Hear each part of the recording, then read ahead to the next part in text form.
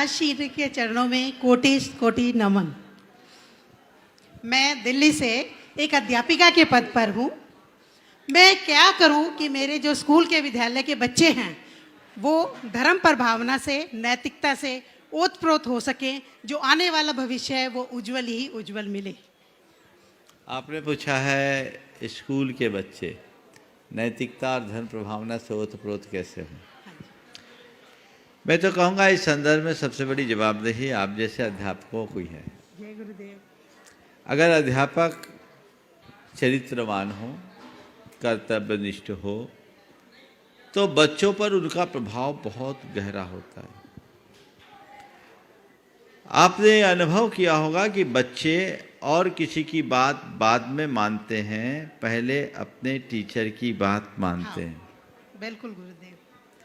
तो जो टीचर है वो केवल किताबी ज्ञान न दे, किताबी ज्ञान के साथ उनको कुछ संस्कार भी दे। मेरे एक शिक्षक थे, वो बहुत ही संस्कार युक्त शिक्षा देते थे। एक दिन उनसे पूछा कि 3 और 2 5 ही क्यों होते हैं। उत्तर तो यही होगा कि 3 और 2 5 होते हैं, इसलिए 5 होते हैं। आपसे अगर सवाल करूंगा तो आप भी शायद यही उत्तर देंगे कि 3 और 2 5 होते हैं, इसलिए 5 होते हैं। उन्होंने जब जवाब दिया वो गजब का था। उन्होंने कहा किसी से लेते समय 6 न ले लो और किसी को देते समय 4 न दे दो, इसलिए 3 और 2 5 होते हैं। जय गुरुदेव। किसी से लेते समय 6 न लो और देते समय 4 न लो, इसलिए 3 और 2 5 होते हैं और 4 और 6 4 या 6 नहीं होते। तो ये है बच्चों को ज्ञान देने का तरीका।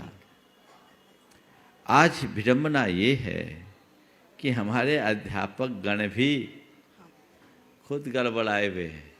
सहमत हूँ महाराज श्री आपसे। और अब शिक्षक नहीं बचे, अब सब कुछ प्रोफेशनल हो गया है।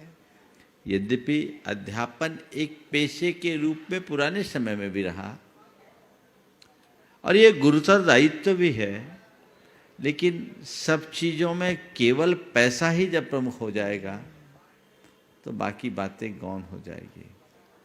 अध्यापक भी जिम्मेदार है, पाठ्यक्रम भी जिम्मेदार है, विद्यालयों का वातावरण भी जिम्मेदार है और अभिभावक सबसे ज़्यादा जिम्मेदार। यशपाल जैन ने एक कहानी लिखी। बच्चा स्कूल गया, पहले दिन पढ़ाया गया, सब जीवों पर दया करो। घर आया, देखता है उसका बड़ा भाई एक अपाहिज भिखारी को डंडे से पीटते हुए घर से बाहर निकाल रहा है। दूसरे दिन स्कूल में पढ़ाया गया, सब जीवों से प्रेम करो। घर आया, देखता है किसी मसले पर उसके माता पिता बुरी तरह झगड़ रहे हैं। तीसरे दिन उसे स्कूल में पाठ पढ़ाया गया, सदा सत्य बोलो। घर आया, मकान मालिक किराया वसूलने के लिए आया, पूछा पिताजी कहाँ हैं। वो पिताजी से पूछा, बोला जाओ कह दो पिताजी घर में नहीं है। पिताजी घर में नहीं है। बेटे ने कहा पापा आप तो हो। बोला मैं कह रहा हूँ ना। बोले झूठ है। बोले होगा। चौथे दिन जब बच्चे को स्कूल जाने के लिए कहा गया तो बच्चे ने कहा पापा मैं स्कूल नहीं जाऊंगा। पापा मैं स्कूल नहीं जाऊंगा क्योंकि गुरुजी ठीक नहीं पढ़ाते। बात समझ में आ रही है? हाँ जी। आई कि नहीं आई? हाँ जी। थोड़ा देर में आई। नहीं आई। आ गई ना?